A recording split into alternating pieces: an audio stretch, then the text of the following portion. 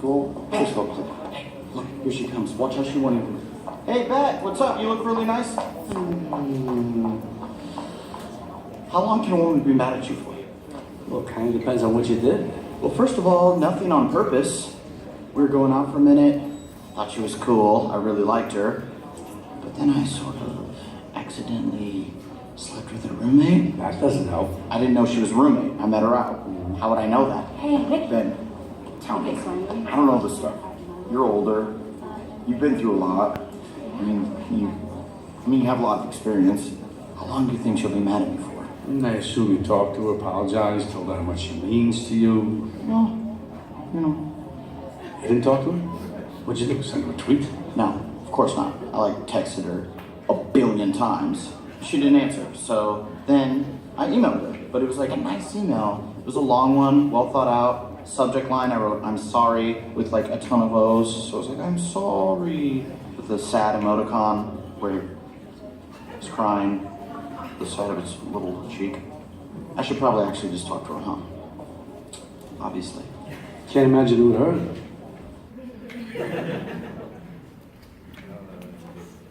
Different generations do things different ways, don't they?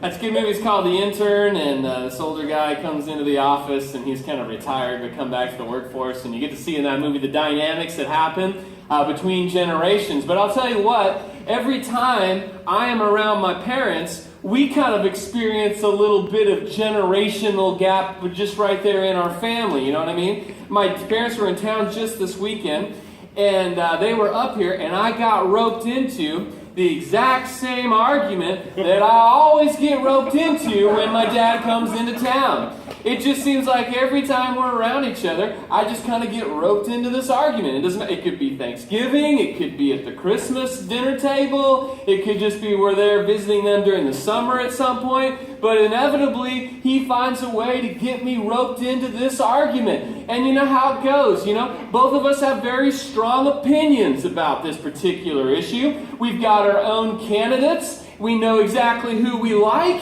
and we like to put forth and put down the other person who we know we don't like. And you know by now what this argument is, don't you? Football. Coaching. Oregon.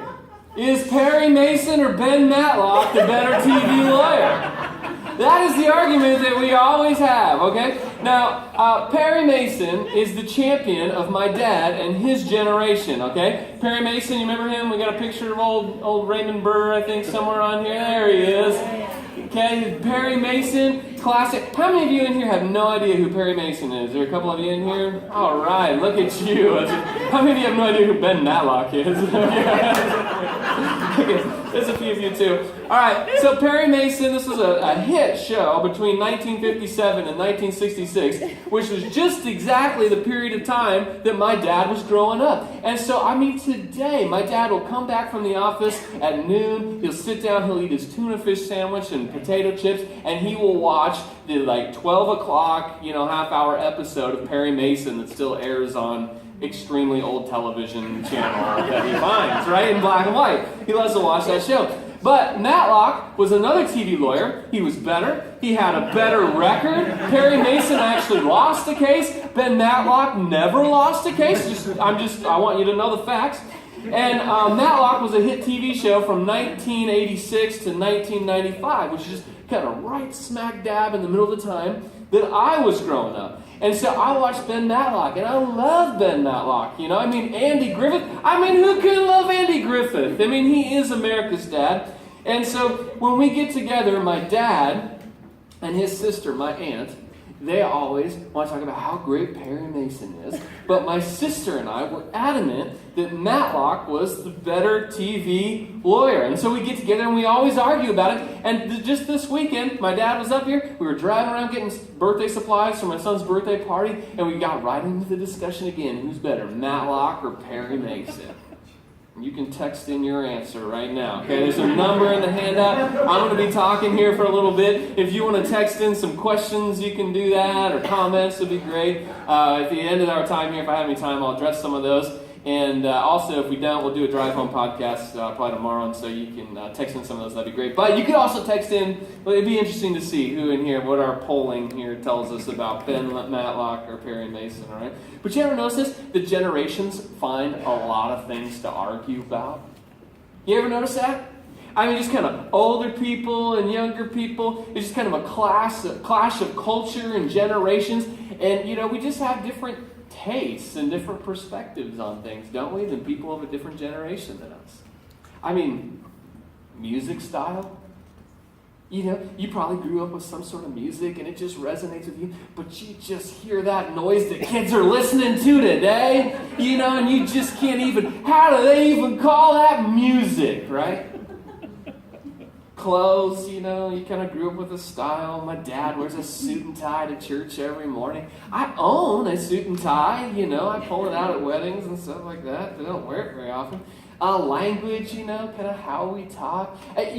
All of us probably have a grandmother that we've had to teach how to use a computer, don't you?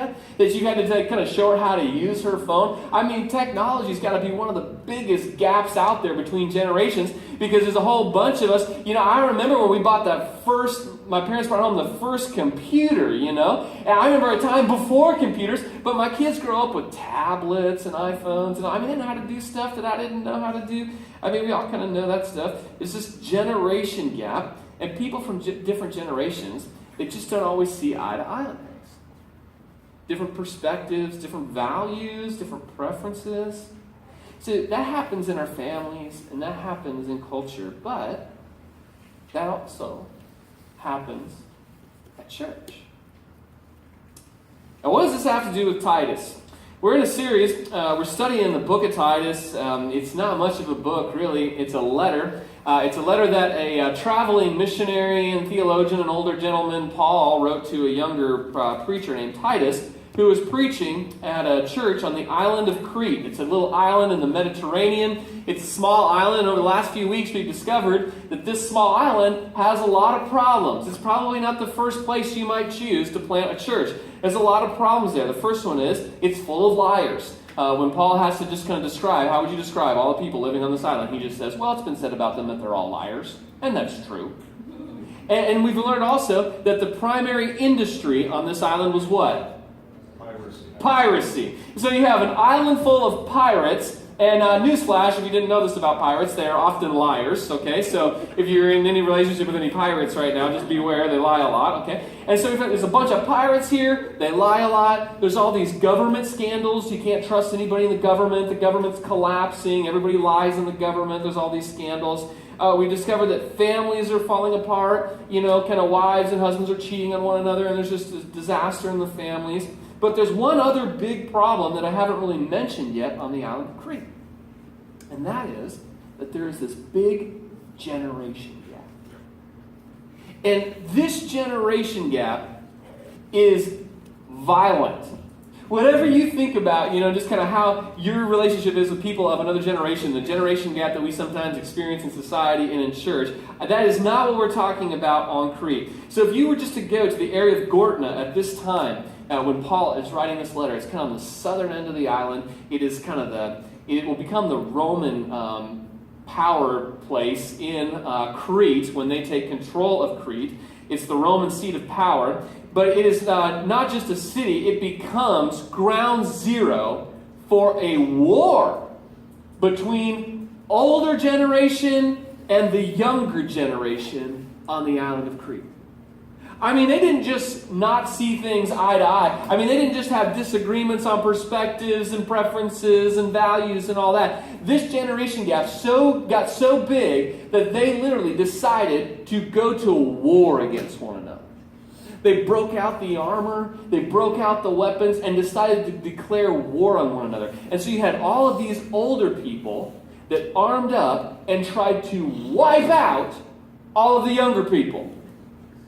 Now, I don't know everything, politically about how society should work and everything, but that seems like a bad idea, just to kind of wipe out all the younger people. But that's what they did. They wanted to wipe them all out. And all the younger people armed up and tried to wipe out all of the older people. And so that is the culture on Crete. And Titus is the preacher at a church on Crete. And he preaches in this church where the older people are trying to kill the younger people, and the younger people are trying to kill the older people. Can you imagine that? I've been in some churches where older generations and younger generations didn't really see all eye to eye, and they argued over music, and they argued over how things are set up, and they argued over all sorts of different stylistic things. But I haven't seen it come to war yet, where someone just it was close a few times, right? But I haven't seen war break out between two different generations. But that's what's going on here. And so Paul, he writes this letter to Titus. He says, you got to straighten this church out. And the first thing, you need a couple good things to straighten out a church. And the first thing that we learned is that to straighten a church out, you need a certain kind of preacher. You need a certain kind of preacher, someone who has a certain skill set and has a maturity level and stuff and can kind of deal with some of the problems that are going on here. But you need a certain kind of preacher to go there to straighten out the church. But then what we've learned over the last 2 weeks is that you also need a certain kind of leader.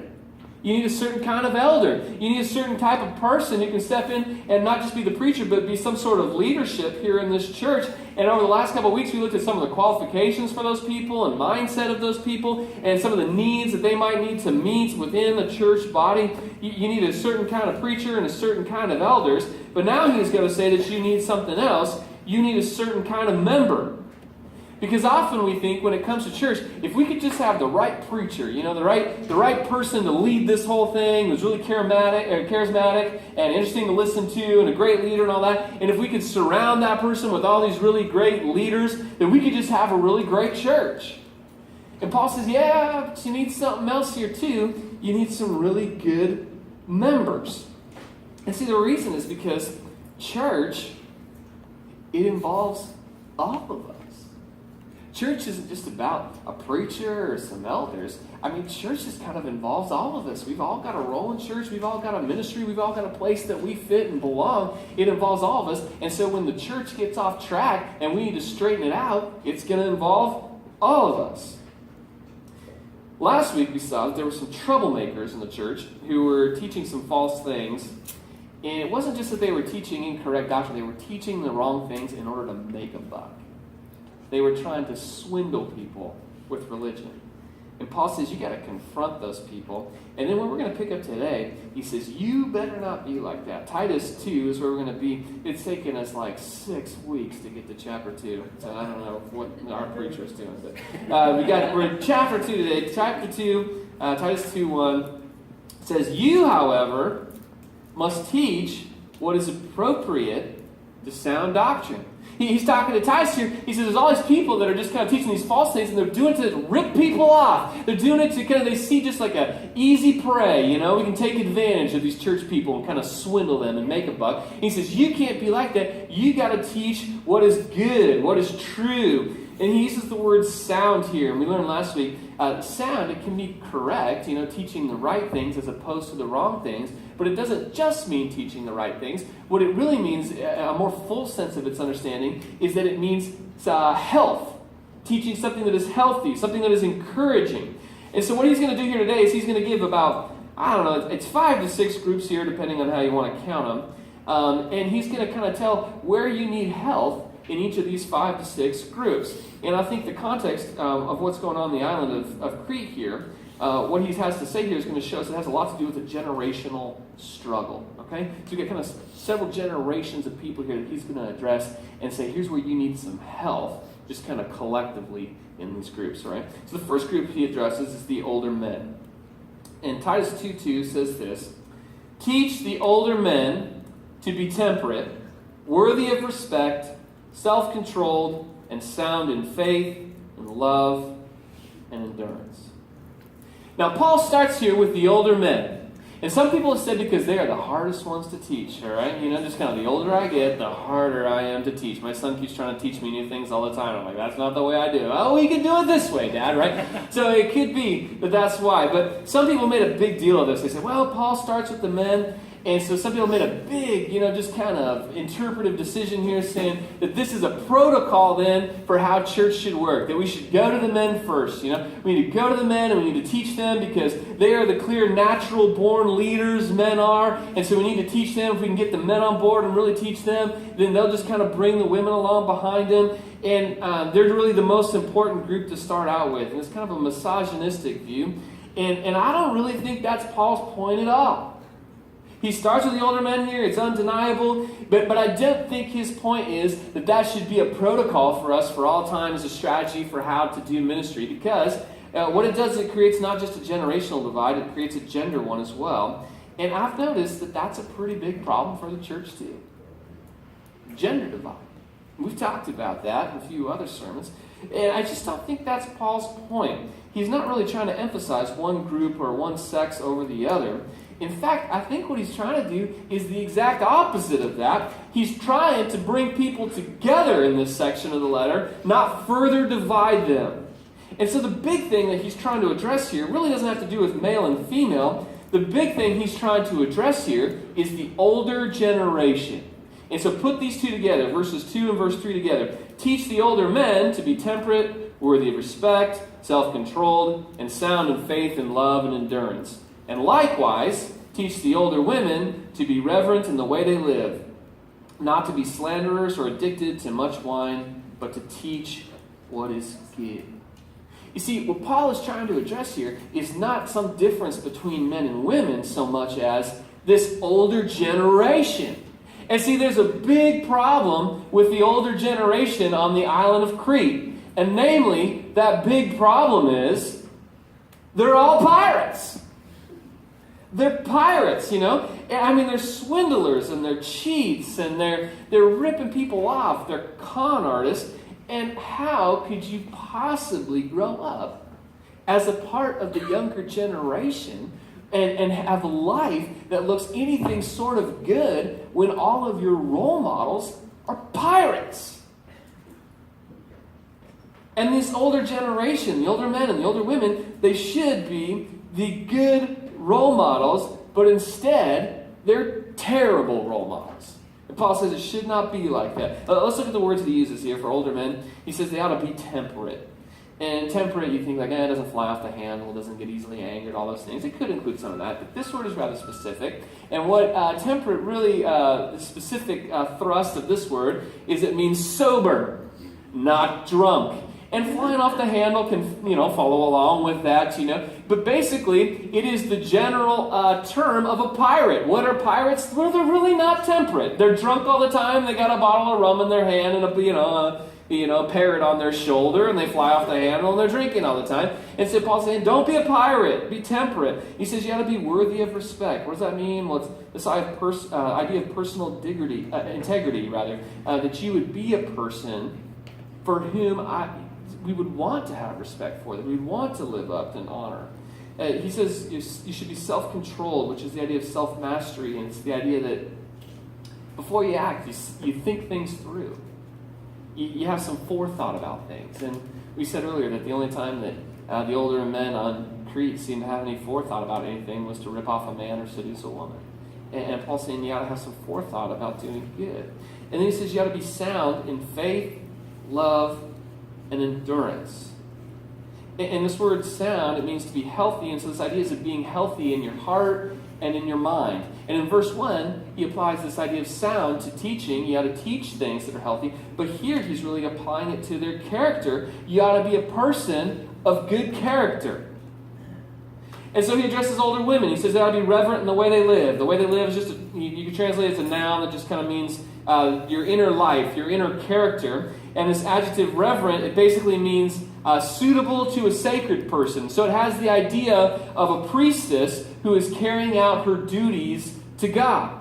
He says you ought to be like that you ought to just kind of live in such a way that you see all of life as sacred in all its aspects. Don't be slanderers, which means don't be gossiping about people or making false charges against people. Don't be addicted to too much wine, which actually kind of goes with the slander part, because the more you drink, the more loose your lips get and you start talking about people, And then he concludes with teach what is good.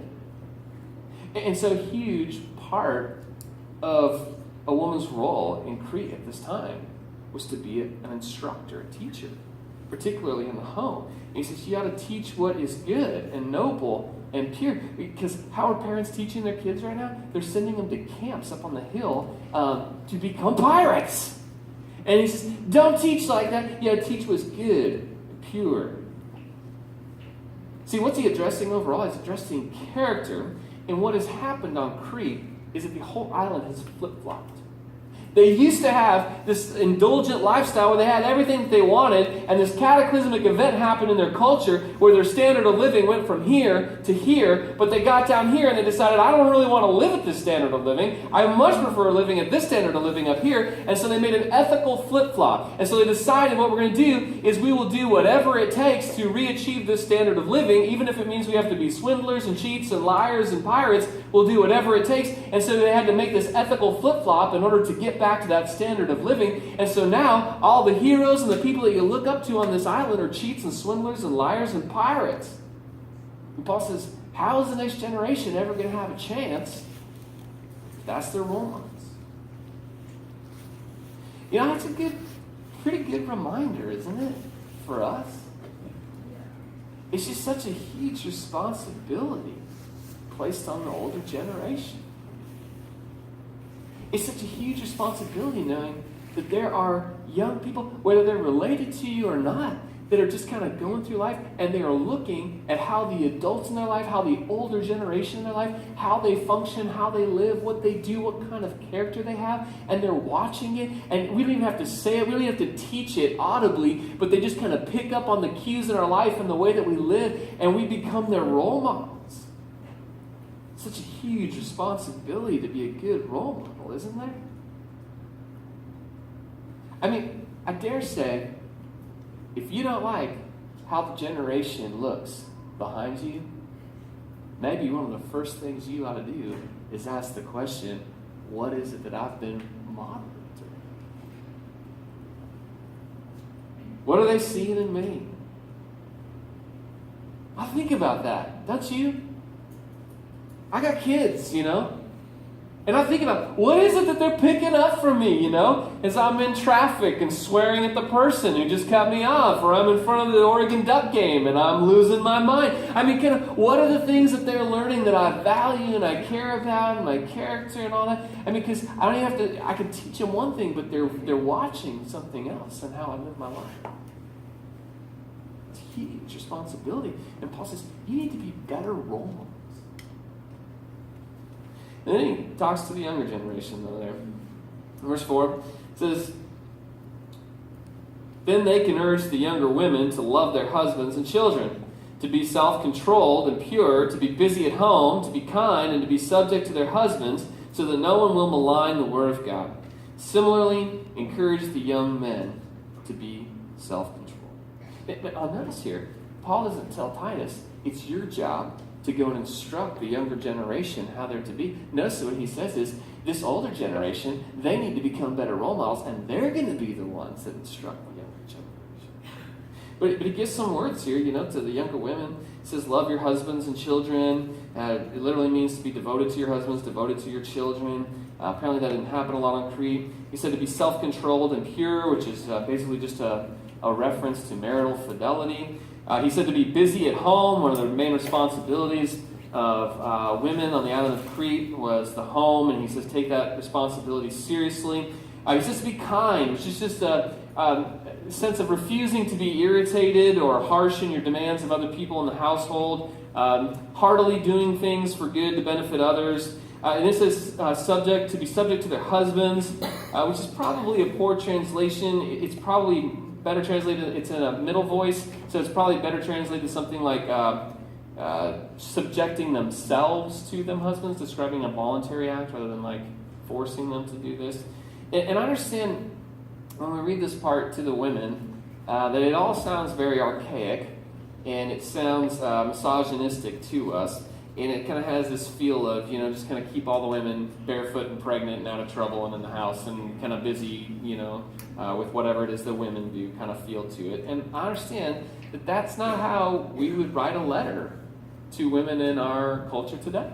It's not how I would write a letter to women in our church today. And thankfully, society over the last several thousand years has at least a better view of women than it did 2,000 years ago. And I realize that this text has sometimes just kind of been pulling out of context here and used to justify all sorts of sexist behavior and thoughts. But really in this context, what you have to understand here is that Paul is addressing a younger generation that has grown up all their lives and their role models are pirates. And so really all they know how to do is to be swindlers and cheats and pirates. They really haven't had any good role models in the home. There haven't been any of those. And women at this time, their primary function really is to have the highest influence in the home. And Paul said there's no one else in the home that has a higher influence than you do. And all of your role models have been bad influences in the home. And he said, won't you be an influence for good? And are the men doing the same thing? Yeah, they're blowing it too. And so he tells the younger men just simply to be self-controlled. That I think is just a summary of what he said to the older men. But I think the big point of this whole section, again, isn't the gender-specific stuff. I think the big point of this whole thing is a generational issue where he is saying, don't be like what you've seen.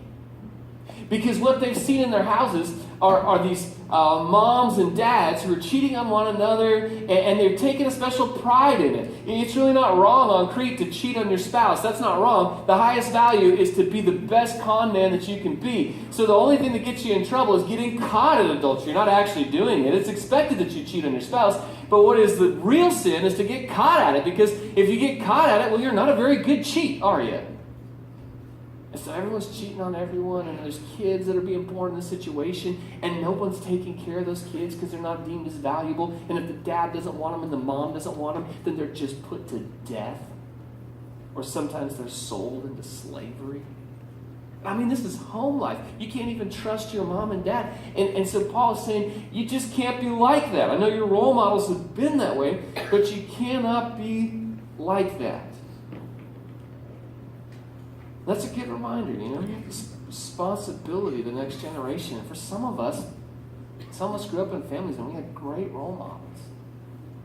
Parents that loved us, that interacted well with one another, that taught good communication, that, you know, just people that we want to look to, that we could pattern our relationships after. And that's a huge benefit to some of us. But there's a whole lot of us in the room that we grew up in a family that, you know, Ian said today, that just kind of put the fun in dysfunctional, right? And we just kind of don't know how to operate. We don't know what a good marriage looks like. We don't know how to interact with the kids, and we don't know how to interact with our spouse. But we just can't give up on that. I mean, these guys, they were kind of behind the eight ball here. They didn't have any good mentors. But Paul says, you got to figure out how to get this right. So how are you going to have to do that? Well, you're probably going to need some older mentors who do have some good things that they can teach you in order to break the cycle. But then Paul, he addresses another group. It's not really a group, it's a person. I think about Paul here in verse 7, I think he addresses Titus himself, the preacher. Some people think he's still addressing the younger generation, but I think he switches here to start talking to Titus.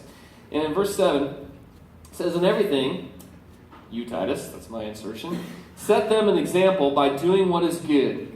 In your teaching, show integrity, seriousness, and soundness of speech that cannot be condemned, so that those who oppose you may be ashamed because they have nothing bad to say about it. I think Paul here is addressing the preacher, and he says, Titus, you have a responsibility in this too. You're to be a role model, and you're to be a role model in two ways. He says the first way is to be in how you live. It really doesn't matter what you say if you don't live that way. And you could be a preacher and give great sermons and say all these nice things, but if you don't really live that way, then it doesn't really mean a whole lot. And so he tells them right up front, it really kind of matters how you live, what you do, who you really are. You're going to have to live the good life, not just talk about it. But then he says, also you need to set an example in what you teach.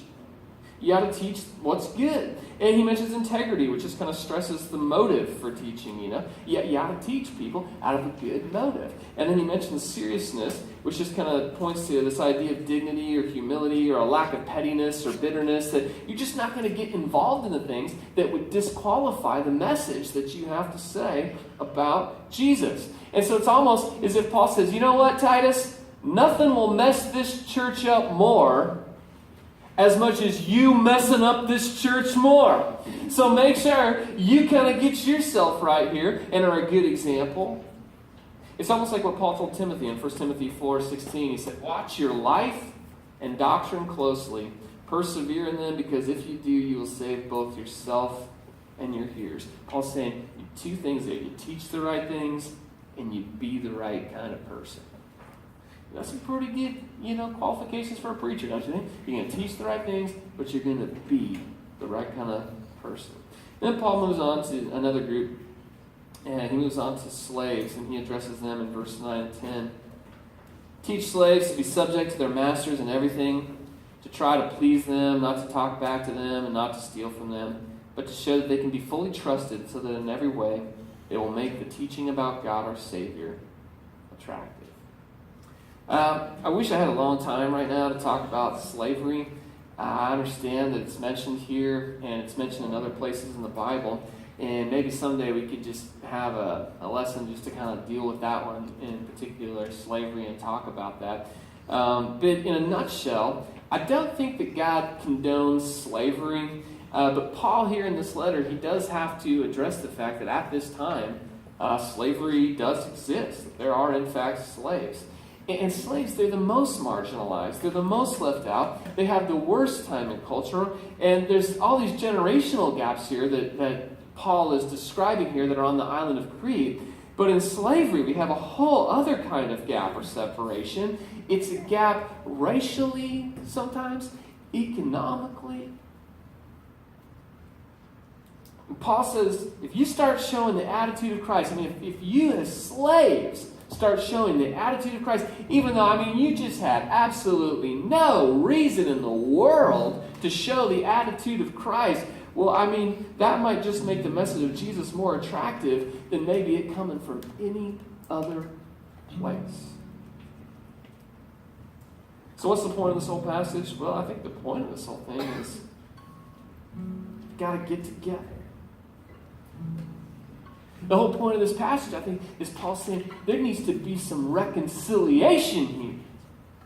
Where people who are usually at each other's throats or marginalized, they need to be kind of brought into the fold together. There needs to be some sort of connection. There's some gaps, there's some separations here, and there needs to be some connection. Especially here on Crete, there's these big separations that are keeping people apart. And Paul's saying it's the message of Jesus that ought to be bringing you together. And how are we doing at that? Yeah, we're not the worst, but maybe we're not the best either.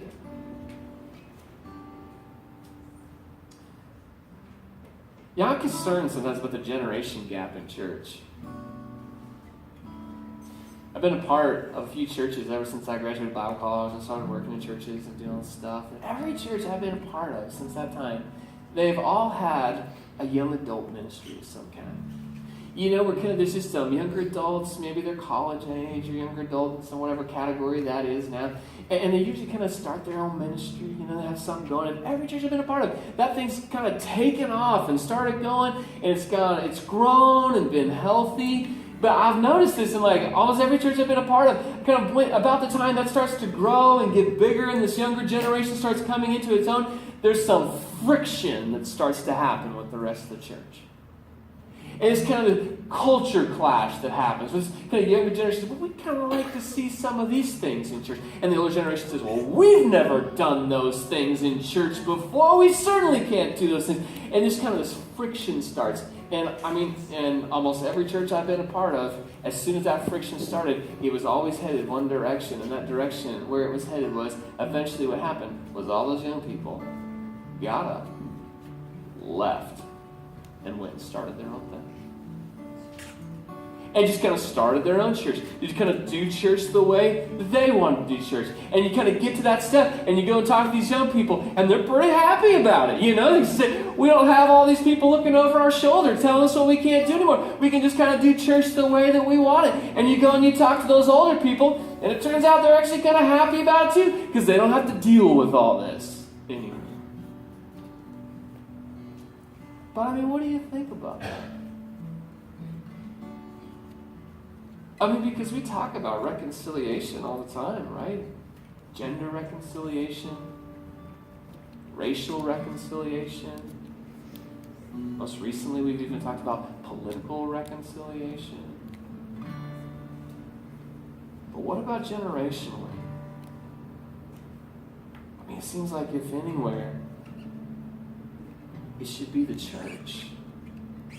That young people and older people discover a way to get along.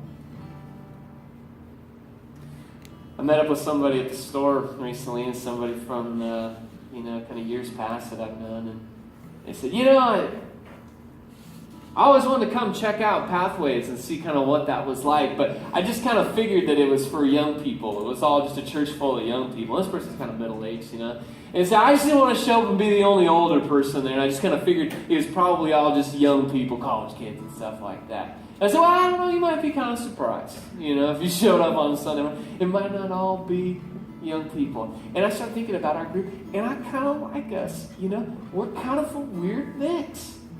We got younger people here, we got older people here, and I just think there's something really good about that. And I would venture to guess, because we're human, and there's really nothing wrong with the fact that we all have personal preferences and stuff, that there's some things that we do that some of the old people here, older people here say, well, I just don't really like that. That's just really not my preference. And there's probably some younger people here that we do some things and they're like, yeah, it doesn't really speak my language, right? I would imagine because we're humans and we're people that we probably experience some of that in this group, but there seems to be a generosity of spirit here. There seems to be kind of a forgiveness, an allowance, a grace, I guess is maybe the best word. That we're going to stick together.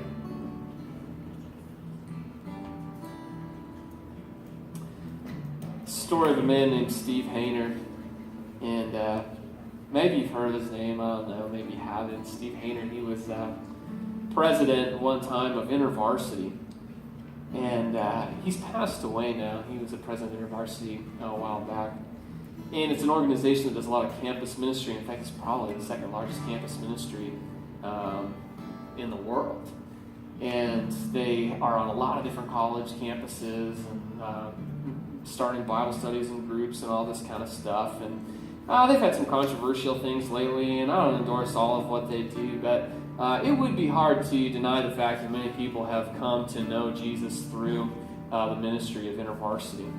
And anyway, the story is about Steve Hayner, who was the president of InterVarsity at one time, that when he was a college kid himself, he was not a follower of Jesus. And so he went to college in this school in the Midwest, and he got there, and he really knew nobody. And so he got to this college campus, and he said he was just very homesick, and he was very lonely. He didn't know anybody there, And if you've been a freshman on a college campus far away from home, you might know what that feels like, And so he gets there, he knows no one. He's not sure where he's going in life. He's kind of experienced some difficulties. He doesn't know what he thinks about God or people or where his life course is headed. And so here he is. He's trying to wrestle with all this in a new school. He's so lonely. And so he's so desperate for relationship at some point that he just decides finally he's going to try church. He just goes. Could you imagine you'd be so desperate that you would try going to church? Could you imagine? And he didn't know what church to go to, There was no internet back then. You could just Google search, and take a look at the website and see if it looked like it might be your style or whatever. So he just shows up, and he gets there, and he thinks, maybe I chose a bad one, because he showed up, and it was just kind of all older people, a lot of gray hair, nobody looked like him. Sat there, and the style of the service didn't really fit him, it wasn't that cool, but he's there, and after the church service is over, an older couple comes up to him. They introduce themselves, and it was right there on the spot. They invite him to lunch, over to their house for lunch. So he goes, because he's just lonely. He doesn't know anybody. And so he goes, and they cook him this elaborate meal. And they sit down with him, and they want to know about him. And so they're, asking him, about his hopes and his dreams and his fears and where he's been in life and where he hopes to go and all that. And he just finds himself sharing more than he would have intended. He just hasn't had any camaraderie in so long. And so he starts opening up, and he can't even tell you why. He's just kind of sharing with these people who are old enough to be his grandparents. And so they end up sharing with him, about their life and their grandkids and, all that stuff. And at some point in the conversation, they just kind of put in a good word for Jesus. And then they did something really unusual. They said, Steve, you need somebody like us in your life. Maybe you don't know it, maybe you don't understand it, maybe you don't really know why, but you need somebody like us in your life. You need like kind of a parent figure around you. You just need a home. You need a place to call home. You need kind of a mom and dad near you. You need someone that you can count on, that you can trust, that you can come and talk to us about your grades about, or if you just need money or something. You just need some people that are in your corner cheering you on. And so they did something really unusual.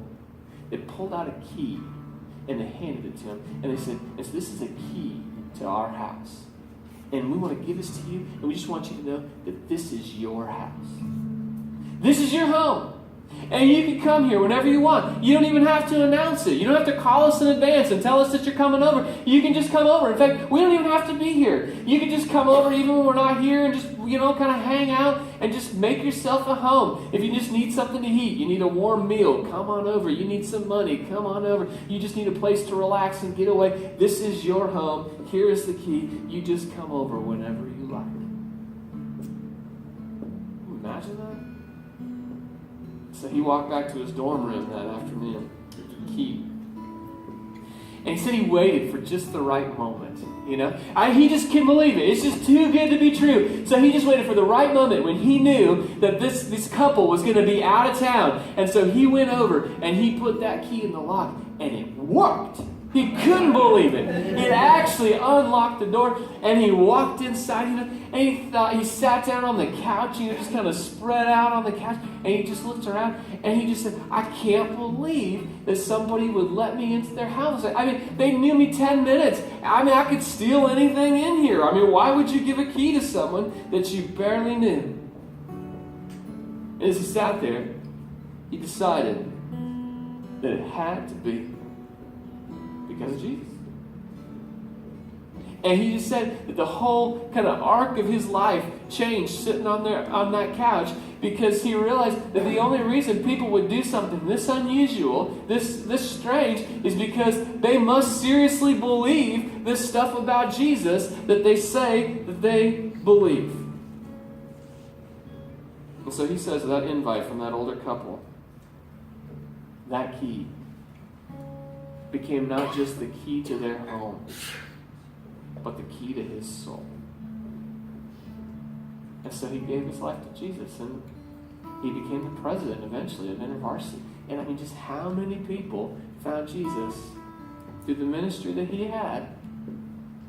And it was, you could just kind of draw a line all the way back to that key. You see, we need each other, don't we? We come together every week around a meal. And do we have our differences in this group? Sure we do.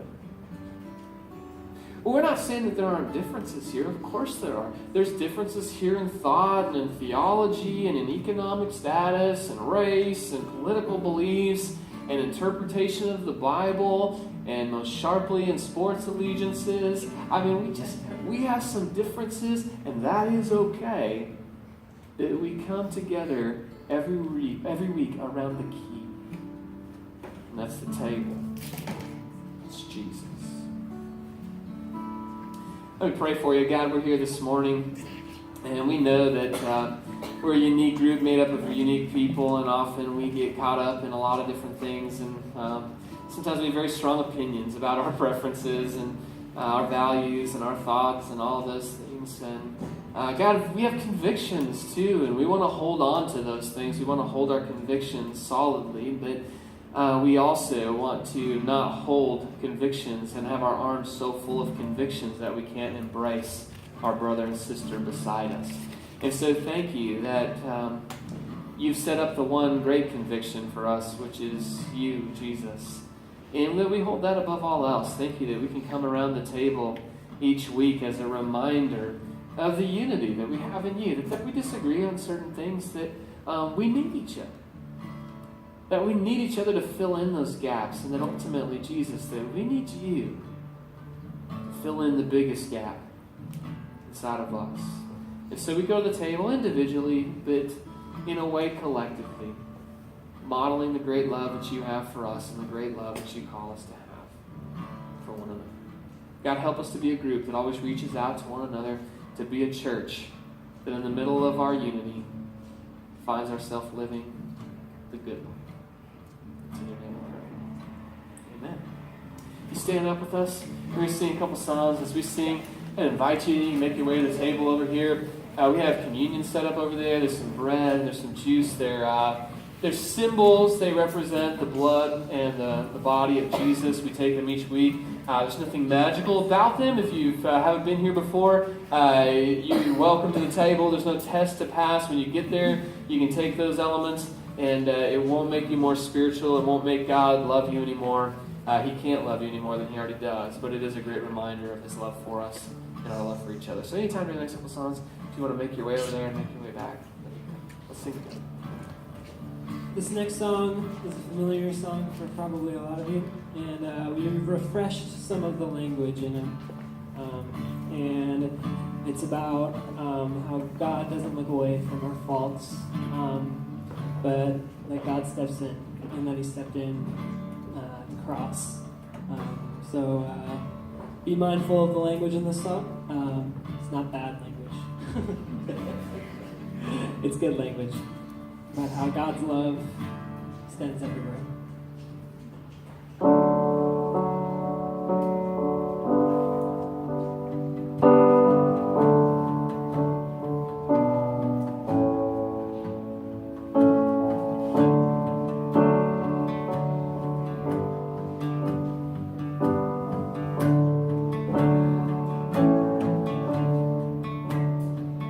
How deep the Father's love for us, how vast beyond all measure,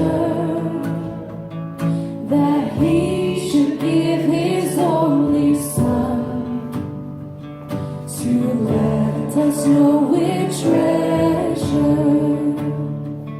How great the pain of searing loss, the Father turns his face to us, as wounds which mar the chosen one. Bring all the world your healing. Behold the man upon the cross, our violence on his shoulders. Sometimes I raise my doubting voice. How long do we know better? It was our sin that left him there, until it was accomplished. His victory has shown us light. Each day's a new beginning.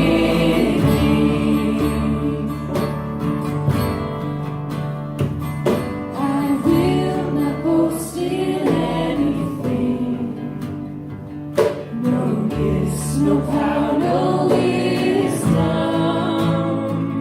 But I will boast in Jesus Christ, his death and resurrection. No doubt can break our hope in you, when you remain the center. There's nothing that can separate. Your love holds us together. No doubt can break our hope in you, when you remain the center.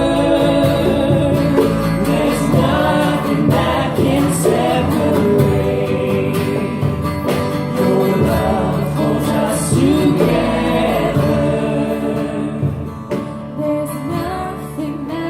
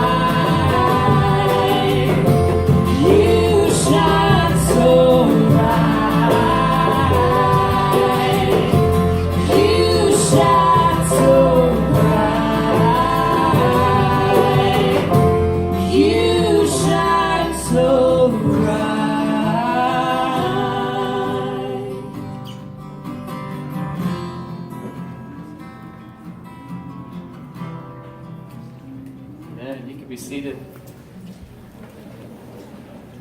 One of the things we do here, we just kind of started a month or so ago, is we have these next step cards that you'll find inside of your handout. And I just ask that you take that kind of seriously. We've just been discovering, as we've been trying to follow Jesus, me personally, that I have to continue to take steps to follow Jesus. It's really easy for me to become complacent and just kind of like, oh yeah, I did that and I've done this, and just kind of be in the same spot that I've always been. And I feel like Jesus is always calling us deeper. He's calling us to something else. And sometimes those are really big steps that he calls me on. You know, there's some big risky ones I've had to take in my life. But other times it's just like a small step. And so maybe there's a step that you feel like you need to take with Jesus today. There's a little card in there that says next steps on there. There's some suggestions of things that might be a good first step. But there's a little blank spot at the end too. And it could be just something today, just by yourself as you were praying or worshiping or thinking. You think, you know what? This next week, here's the step that I want to take. And if you want to do that, there's something about putting voice to it or putting pen to it that just makes it a little bit more real. And so if you want to write something down there or mark something, you can do that. Our ushers are going to come down in a second. You can drop them inside of there. Or if you need a little more time for reflection, there's a box on the welcome table over there that you can slip them inside of. And you do that, and what will happen is someone will probably send you a little email and just check and say, hey, I noticed that you took this step this week. I'm praying for you. Let me know if something great turns out of that story. Because we want to be able to tell the stories here in our group, you know, of the adventures that God has taken us on. So if you want to fill that out, that's great. Also, if you want to give, you can give as ushers kind of pass on these things. We have a little giving station in the back. You can slide a card if you want to do that. But as they collect that stuff up, let me give you a couple announcements here. The first one is really just a thank you.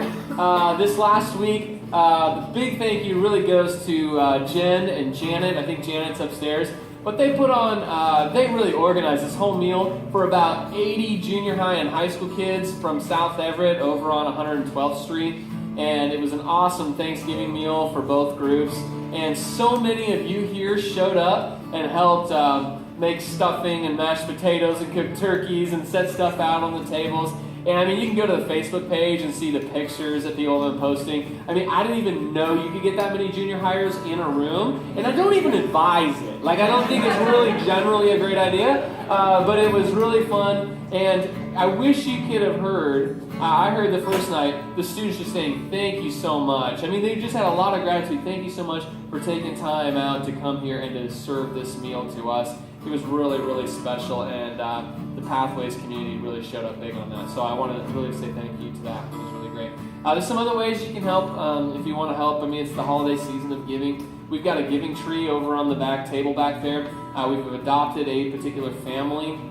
The mom's name is Catherine, and she's a 63-year-old lady of 3 kids, like 9, 11, and 13 or something like that. And they don't have a lot. And so there's like a few suggestions. You know, there's like a name and an age and a suggestion for a gift. But we thought, like, man, it'd be cool just to provide Christmas for them. And so if you want to grab one of those tags, that would be really, really great. We'd love for you to do that today. And then right after we're done today, there's food here. So our missions team, they're going to head over to Africa this next summer. And so they're trying to raise money to go. And you can help them go to Africa by eating. It's amazing. How easy is that? So upstairs in the library, we have soups and breads, homemade soups and breads. And so if you want to go upstairs, I think it's a suggested donation of $5 a person or $20 a family. And just eat lunch. You can help support them going on their mission this week, or this next summer. So why don't we stand up? I think we're going to sing one more song. Is that right? And then we'll be dismissed from there.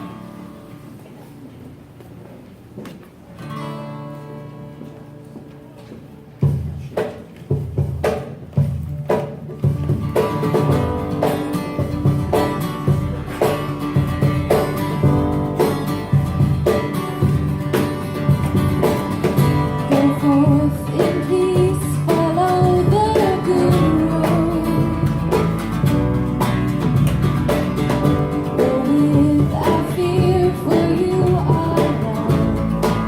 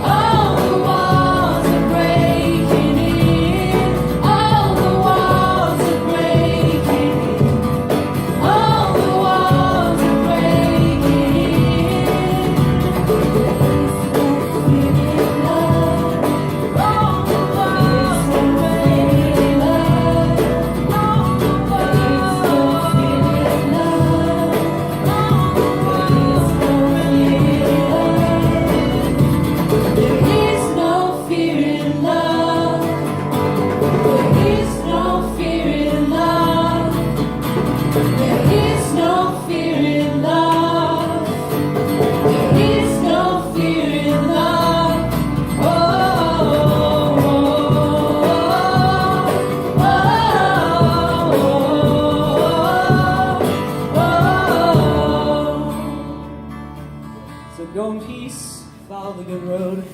Remember, there's no fear in love. Amen?